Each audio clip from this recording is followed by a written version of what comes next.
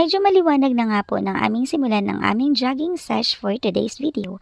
Actually guys, maaga naman talaga kaming nagising kaya lang pinupush pa namin yung aming mga sariling tumakbo.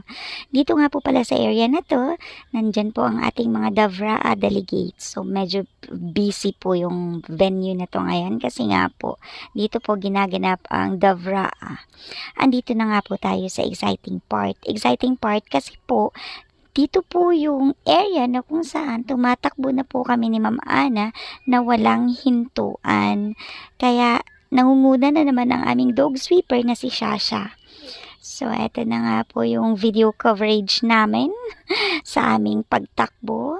Ayan po yung bus. Sakay po niyan yung mga delegates from different schools of Davao Region. So, ayan Ma'am Ana, takbo po tayo ng takbo ha. Kasi medyo mahaba-haba po yung aming pahinga. Tsaka nga pala guys, wala pong bayad yun. So, walang may nagbayad sa amin. So, marami kaming i-burn na calories for today's video.